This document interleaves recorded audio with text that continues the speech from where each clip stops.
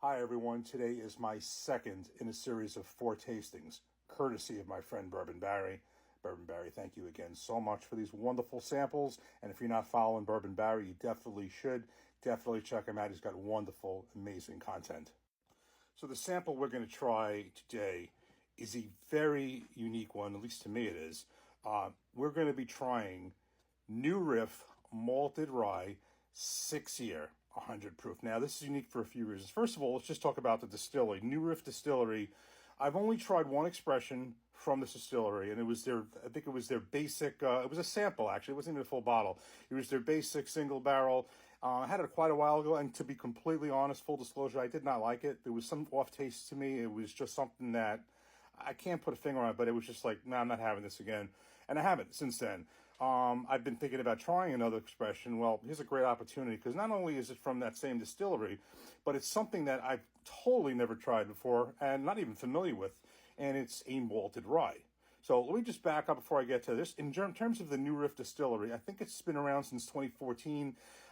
Its founder, which I looked up, his name is Ken Lewis, I think it is. I can't see the name here. I have it wrong. But the point is, he had a phrase, and his phrase was that he saw a need for a, quote, new riff on an old tradition.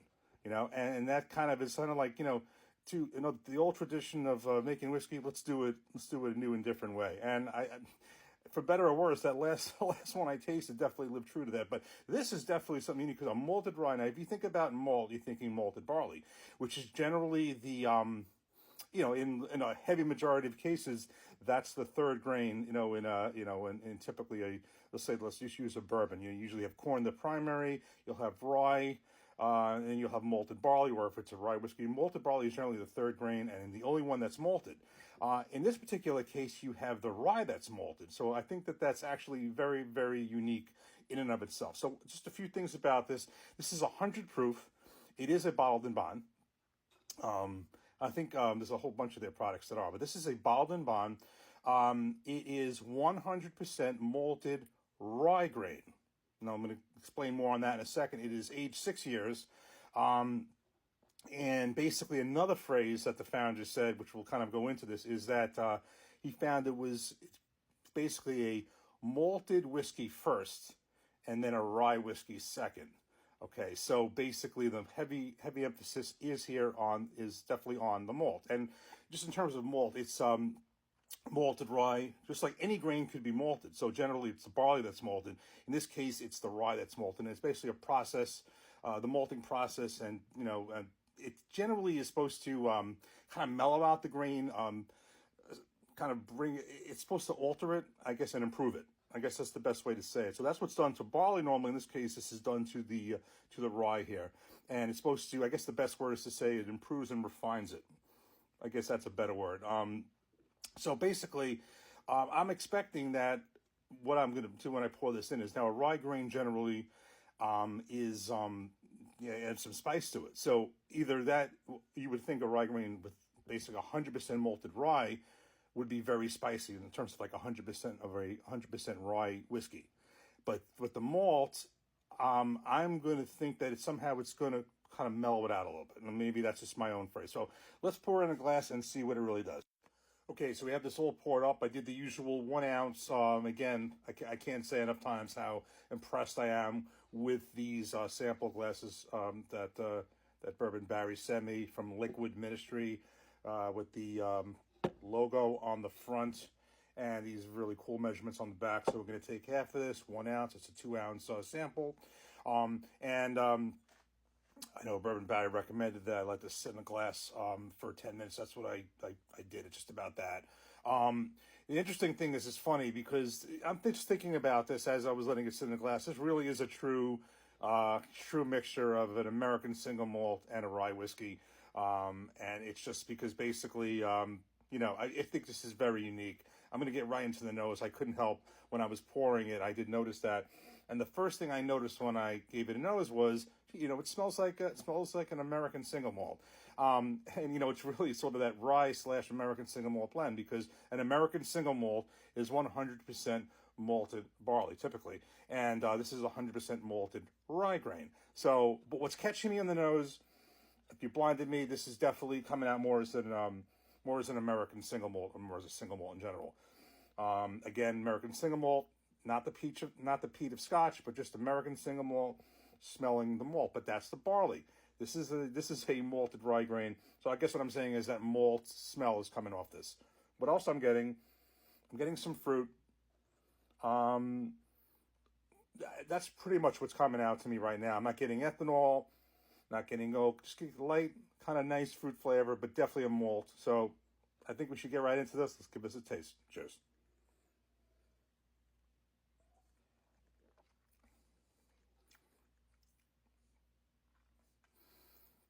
Wow. Oh, I'm getting spice right off the bat. I gotta be honest with you, that's actually nice. I really think so. My first thing is, yeah, I get spice. Okay, so I got from the nose, I'm getting the malt, but the first thing I got when I tasted this, definitely some spice. But I'm getting a hit of malt, spice. Let me give this another taste.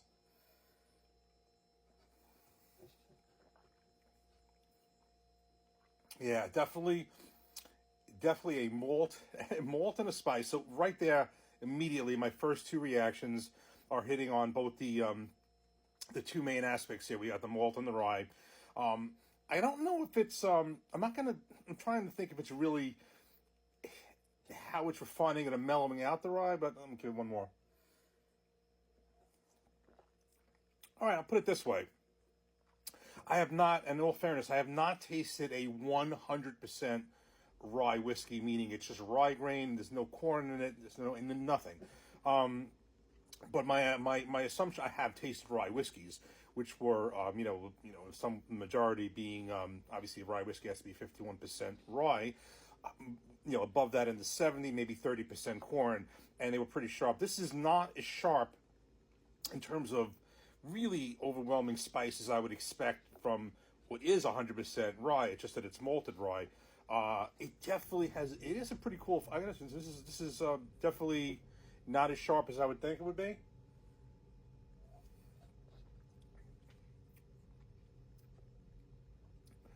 Definitely some fruit. I'm getting fruit, but it's the spice and the malt that are hitting me, which is the two things you would expect. It's just not smacking me in the face like I would expect from 100% rye whiskey. So that's a great way to say it. This is actually very good. And if I said 100 times before, I'm not really a heavy rye person. When I have the bourbons in the past, I am actually getting. This is changing with me. In the past, I would always say I like bourbons with a low rye content. I have recently been trying bourbons and liking bourbons that have a higher rye content. Um, in fact, the one I took home, which after I do these samples, I'm going to crack that open. The Still Awesome Cask Strength. That's got a decent percentage of rye in it. And I remember when I tried it, absolutely loved it. And there's a whole bunch of other ones that I've been buying and trying that have a higher rye. But I guess there really is something to the malting process, because what should be over to me at least, and really hitting me with spice. I feel the spice, but it's not. It's not just like it's not smacking me in the head with it. I'm gonna do this one more. Yeah, I do like this. This is actually a good combination of malt, right? It's different.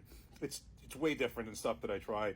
Um, I know bourbon barrel with chocolate bees like take me out of my comfort zone. These certainly are, because you know what? In all fairness, I don't want to be stuck in a comfort zone. I like a comfort zone. There's certain types of expressions and bourbons and whiskeys that I like and I'm comfortable with.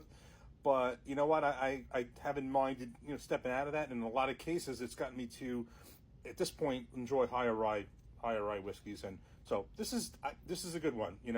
Um, I think I've enjoyed this. I like both so far. I think I like this one, which is kind of surprising. We think Jack Daniel's the last one. I think I like this one better. This is quite good. I'm going to get into the other ones in the coming days. So thanks for watching. Cheers and take care.